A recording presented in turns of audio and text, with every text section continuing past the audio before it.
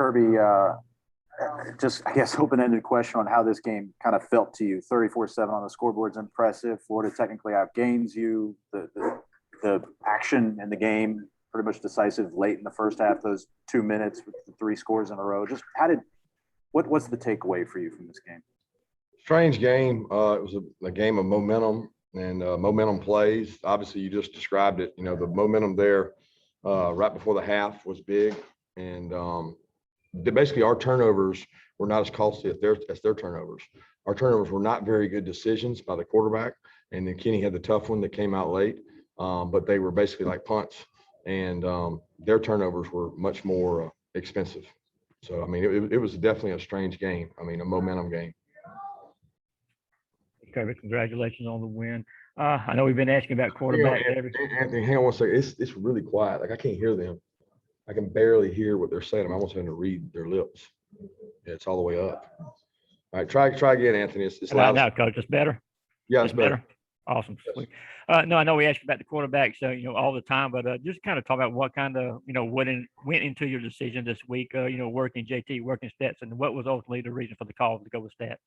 Ultimately, the reason was continuity. Stetson's done a good job. Probably the next biggest thing was that JT had not really been in practice as much as Stetson going back to last week. So we went with a guy that's been practicing the most and been out there the most. JT felt good last week, and then he took quite a few reps this week. But at the end of the day, we went with a guy that we think had the most continuity, and we thought we were playing well offensively. Let's go to Chip Towers and then Jake Rowe. Yeah, following up on that, Coach, just was there any did you go into this game thinking that JT would or could play? I mean, obviously Stetson himself said he didn't feel like he played very well, and I don't know if was there any consideration of bringing JT in, or could he if you needed him? Yeah, we felt like he could play if he needed to. JT practiced well. He didn't feel like he had much pain during the week. He felt really good during the week. But again, we went with the decision of continuity, and JT has not really been able to practice, guys. I mean, he took a few reps last week, and then he took more reps this week. And when you go 3 weeks without taking reps, I think it's really hard to do. And I know you want to keep asking questions. I get it, guys. But at the end of the day, we went with continuity. We think we have 2 really good quarterbacks. And I'm very pleased with both guys. I'm really pleased with the way JT handled things today. He was over there helping Stetson the entire time, making calls and communicating with the receivers. Kirby, talking about you guys defensively, Nolan Smith, kind of a flurry of plays there for you guys with the interception. Can you just kind of talk about that impact, that little moment kind of he had there, and the big plays he made?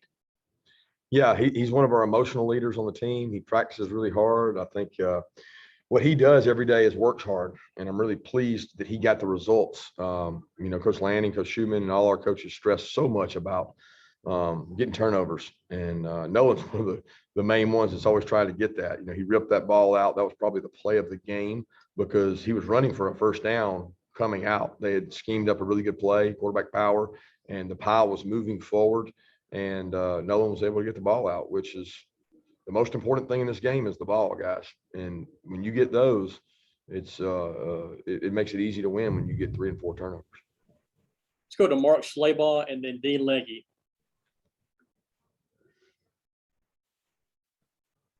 Mark, are you with us? Okay, Dean, go ahead, please. Oh, there he is. Mark, go ahead.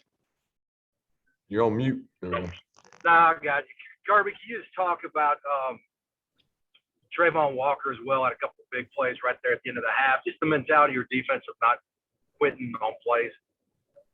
Yeah, they play hard. They take a lot of pride in their performance. Florida did a good job, guys. They not as explosive as they've been against us in the past, but they were very methodical and managing third downs. And that's been a very consistent theme is get to manageable third down, use 4 downs against this defense, quarterback run to get some yardage and things. And I thought they did a good job doing that, but we held them in the red area. We forced field goals. They missed some field goals and then the turnovers. But Travon's a leader, man. He's like Nolan. He practices so hard. It's so important to him. A lot of pride on this team, so entire team, but especially on the defense too. Kirby, can you discuss the post-game celebration, like the emotion of you, the players, the fans, and why is this game so important to Georgia? Well, you put so much into the game, you know. It's like if you can't enjoy these moments, well, why do we do it? You know, if I can't embrace my family and hug them and love it and see the fans that stuck around for it, that's what it's all about to me. I mean, like I had a coach a long time ago tell me, if you can't enjoy those moments, then why are you in the business? And the players, you know, they work hard, guys. They practice so many times a week for this one game. And I want them to enjoy it. I want them to see the emotion of it. It doesn't matter to me that it's Florida. It matters to me that it's our team and they won. And you take that for granted sometimes. I think, you know, people look at it and say, oh, well, Georgia's going to win this. Georgia's going to win that. That's not, nothing is taken for granted. I mean, you can't. You got to go out and practice. And when you do well and you perform well, you should celebrate with the players so they can see that side of you. And I'm certainly proud of our guys for handling the celebration. I thought we played with great discipline today. Let's go to Mark Weiser and then Mike Griffith. Kirby, Stetson wasn't thrilled about the way the offense played today. Obviously, you guys obviously still won pretty handily. Do you judge the offense kind of in a vacuum for what they do, or complementary football with a great defense and good special teams as well? Both. I mean, answer that question is both. You know, I mean, we didn't play perfect today. We had a back go the wrong way. We had a guy read the wrong wristband. We had a guy not block the end. We had a guy jump off sides. I mean, we had all kinds of things, but we had bust on defense too. We're just able to overcome some of that right now on defense with talent and size and speed. And offensively, we did not play our best game. And Stetson didn't play his best game. He did play well enough to win. He did do the things he had to do with his feet. Two really big plays in the game I thought he made with his feet, and he made some good throws too.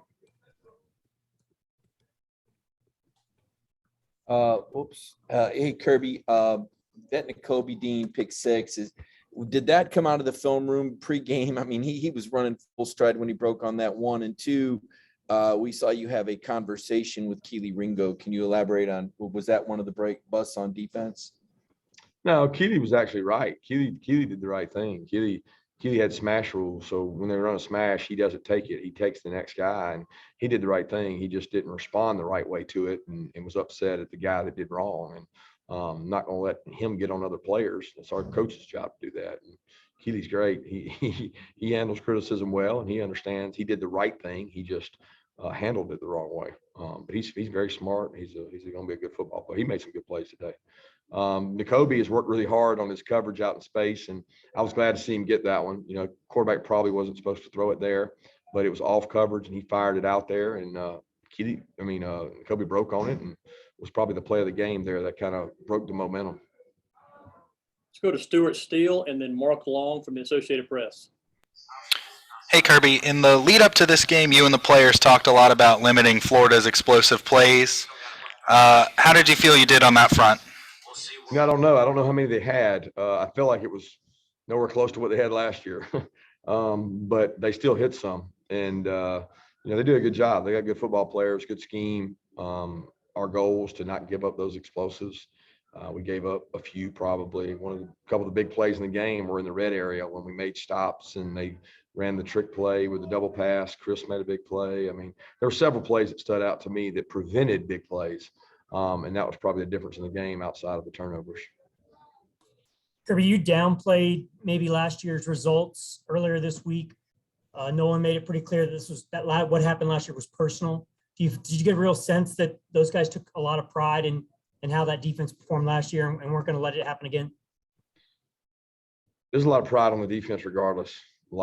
Yeah, we didn't perform well last year. We didn't. That wasn't all the players' fault. That was my fault. That was a lot of our coaches' fault. So, but it really wasn't about that this year for our guys. I didn't feel like. I can't tell you what Nolan said. That's Nolan's personal opinion.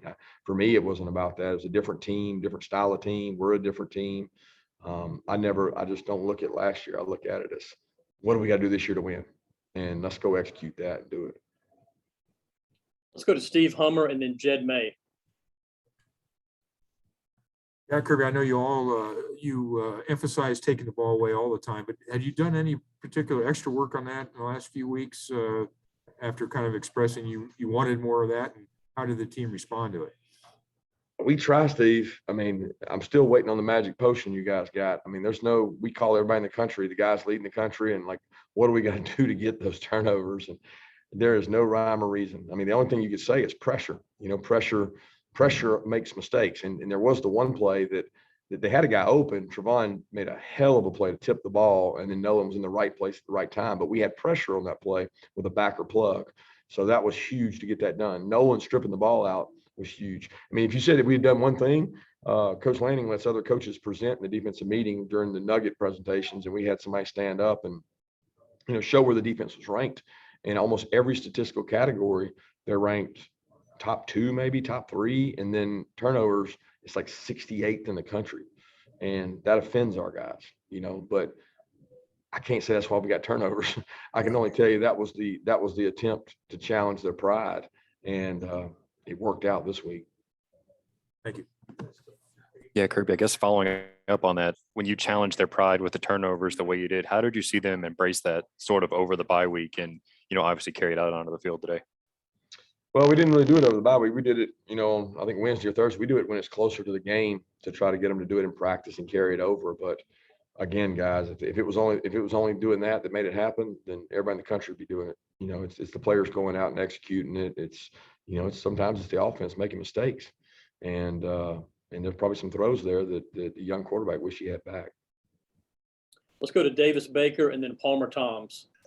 Coach, could you speak about your initial takeaways on the run game and running in between the tackles today?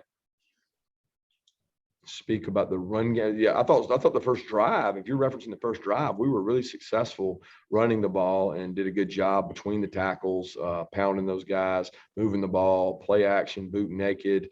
Thought Monken had really good openers, and I thought we did a good job there, but we weren't able to get points out of it. We stalled out on that first drive. That was unfortunate because I thought we could seize the momentum in the game and really, come at these guys, and did a great job offensively. And then, the grounding killed us because the thought was we were going to be aggressive. We wanted to take a shot on 3rd and 1 or 2, and that was the game plan. And we're going to take a shot because we were going to go for it on 4th. And never did I think we'd get grounding, and then we were forced to kick a field goal. But I was really proud of the guys for the way they started. Thank you.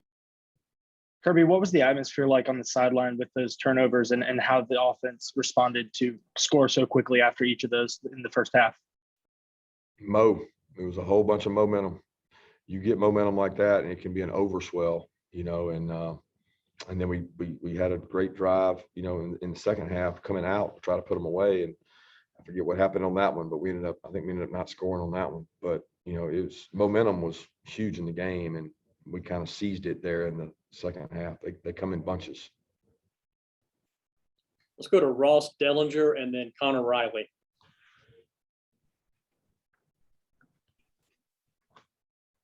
Hey, Kirby, can you just speak to the, I know you've talked about it a little before already, but the late in the first half and how consequential that was going into halftime?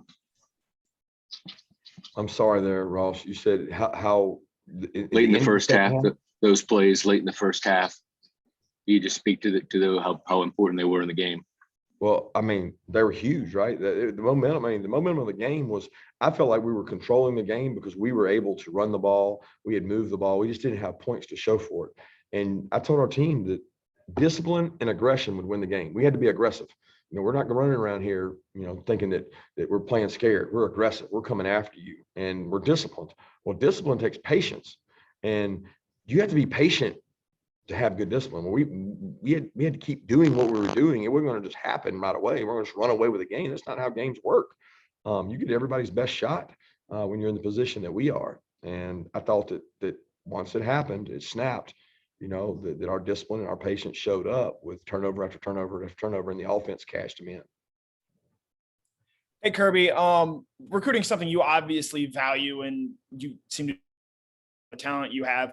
Where does that sort of mindset to always sort of be recruiting come from, and why do you think you have so much success with it?